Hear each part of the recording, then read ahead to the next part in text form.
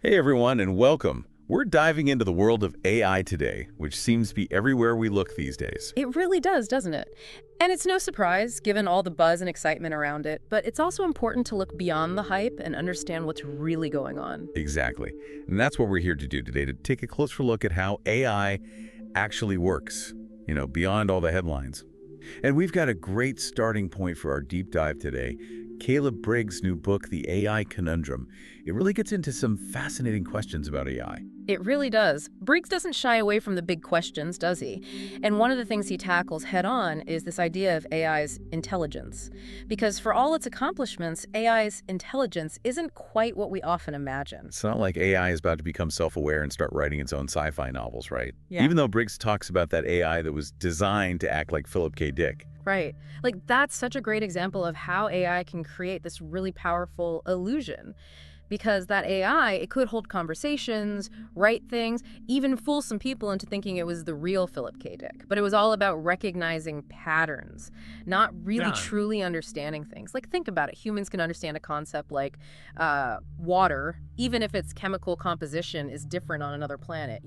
Wow. AI, though, AI can get really tripped up by that kind of abstract thinking. So even if that AI could string together sentences like Philip K. Dick, it wouldn't truly grasp the meaning behind those words. Yeah, it's like it's mimicking patterns it's learned from all of Dick's writing, but it doesn't have the real-world experiences to actually understand those words the way humans do.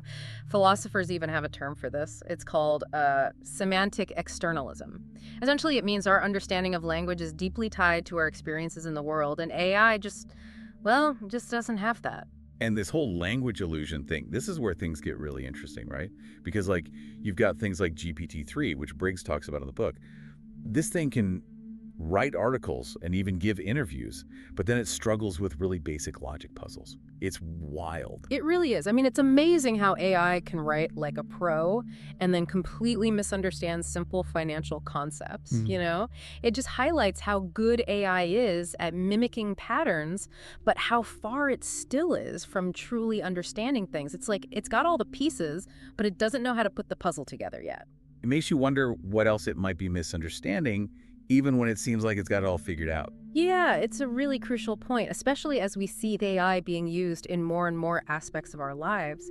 And it's not just language where these limitations appear. Right, because then you've got AI doing these incredible things with visual tasks, things like self-driving cars, facial recognition. Absolutely. But again, the way AI sees is fundamentally different from the way we see. Instead of seeing the world like we do, with all its nuances and context, AI is breaking down images into grids of numbers matrices, basically. So it's not really seeing at all then, is it? It's more like calculating what it's looking at? Yeah, precisely. Which is why it can be fooled by things that wouldn't trick a human for a second. Remember that story about the AI that learned to distinguish between dogs and wolves? I think so, yeah.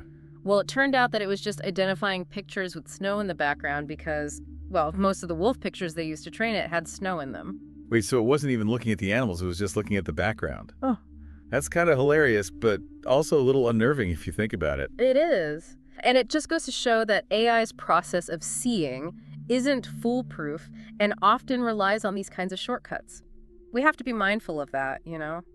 Just because AI can do something impressive doesn't mean it understands it the way we do. So AI isn't seeing or understanding the world the way we do, but it's clearly still doing something right.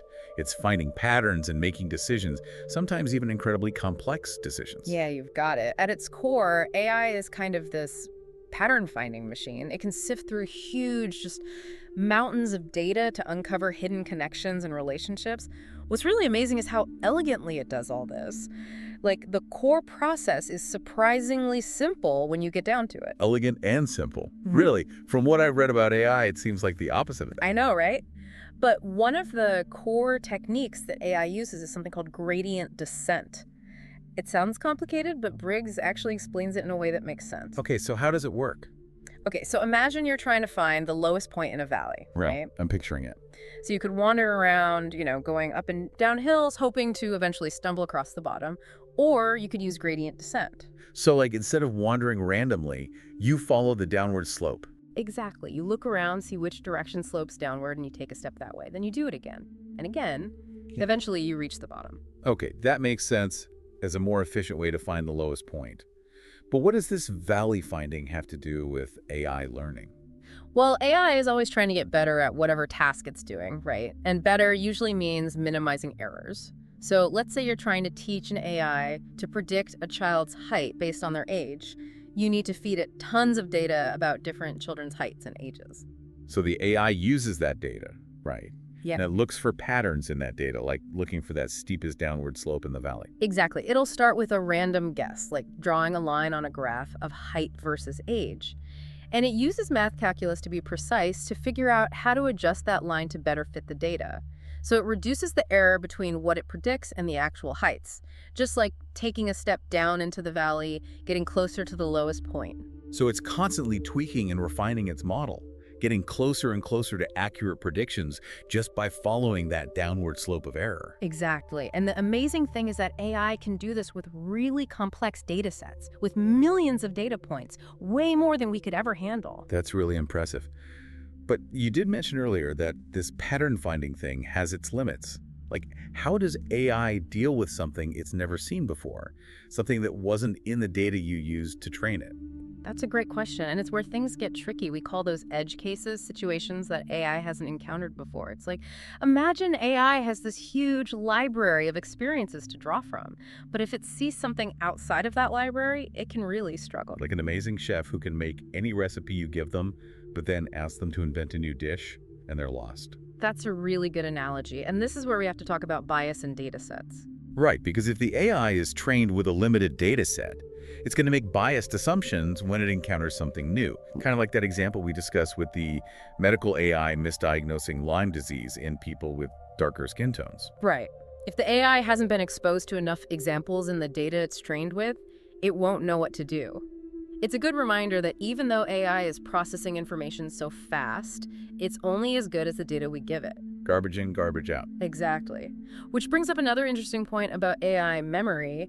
It's not actually, understanding. AI can memorize something like pi to 1,000,000 digits, but it's not like real comprehension. It's more like rote memorization. So it's like AI can memorize a phone book, but it doesn't actually get what a phone is or how to make a call. Yes, and this can lead to some strange errors. There are AIs that struggle to add really large numbers, even though they can do basic arithmetic perfectly fine.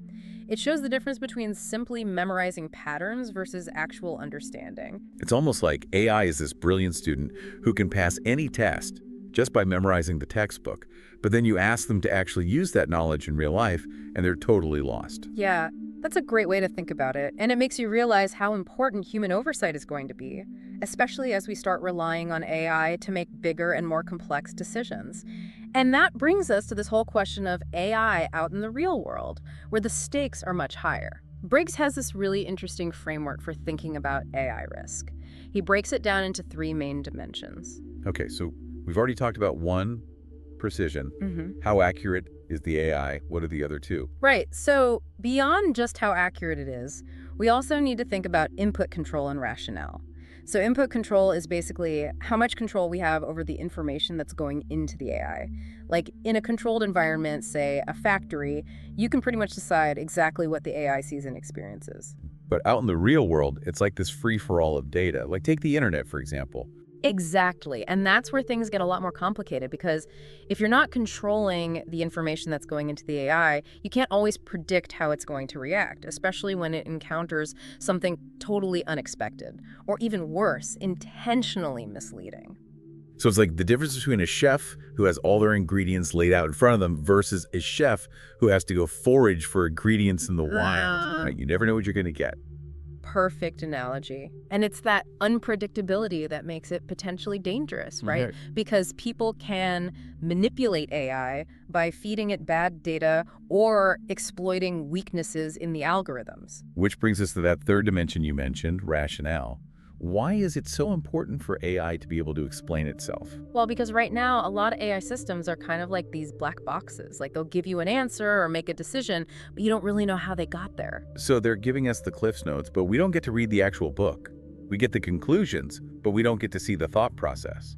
Exactly. And that's a huge problem, especially for things like healthcare, finance, law, where the decisions being made have serious real-world implications. If we don't understand how an AI is making a decision, especially a life-altering decision, how can we trust it? Right. It's like the difference between a doctor telling you you need surgery and explaining why versus just saying surgery time and wheeling you into the operating room. Exactly. We need transparency. Transparency and explainability are essential if we're going to use AI responsibly and ethically. So it sounds like the point of thinking about this framework, these risks that Briggs lays out, isn't to say that AI is inherently dangerous, but more to say, here's where the potential pitfalls are, so let's be aware of them. Exactly. It's about approaching AI with, I think, a healthy dose of caution, just like we would with any new powerful tool. And I think that Zillow example that we talked about earlier is a perfect example of this. They thought that they could use AI to figure out the housing market, but it turned out to be a very costly mistake. Right. And as a reminder for our listeners, Zillow invested a ton of money into this AI-powered home buying program. It completely backfired. They lost millions of dollars because their AI was overpaying for houses and just couldn't keep up with the ever-changing housing market. And it goes back to that thing we were talking about before about the different types of markets that are out there. Some markets are predictable, like the stock market. Every share of a company is the same, so AI can do really well there.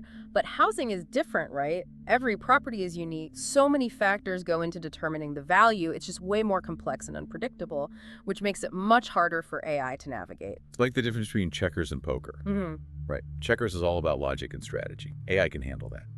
But poker. Poker is about reading people, understanding subtle cues, taking risks. It requires a different kind of intelligence. Yes, precisely. The housing market is more like poker in a lot of ways. Zillow's AI was probably great at analyzing data, identifying trends, but it couldn't account for all those things that influence a buyer's decision. So this brings us to a question that I know a lot of people are thinking about. What does a future with AI actually look like for us humans, especially when it comes to our work? That's the million-dollar question. It's something that Briggs talks about a lot in his book, too. He argues that AI could end up hollowing out the job market, where those middle-skilled jobs are automated, and you're left with just those high-skilled jobs, like AI development. So it's not just blue-collar jobs at risk here, but also those white-collar jobs that involve tasks AI could potentially do. Exactly. Things like data entry, customer service, even parts of finance and legal work. This means we need to figure out how to prepare for this change and make sure everyone benefits from it, not just a select few. So what can we do? Briggs mentions a few ideas like a 4-day work week, universal basic income, even retraining programs to help people adapt. Those are all really interesting ideas, and honestly, we're probably going to need to do a whole bunch of things. Governments, businesses, individuals will all need to be involved. We'll have to rethink our education systems, create new opportunities for people to learn new skills, and we might even need to rethink our social safety nets. It's definitely a lot to think about, but it's important to remember that the future isn't fixed. We have a real opportunity here to shape how AI develops and integrates into our world. Absolutely. And I think that's really the biggest takeaway from Briggs's book. We need to be cautious, but also optimistic and maintain a critical perspective. We need to keep asking tough questions, demand transparency, and work together to make sure that AI serves us, humanity, not the other way around. Well said. To all our listeners out there who are as fascinated by this topic as we are, keep learning, keep asking questions, keep the conversation going. The more we know, the better equipped we'll be to navigate this new world of AI. I completely agree. The future is unwritten. It's up to all of us to shape it responsibly.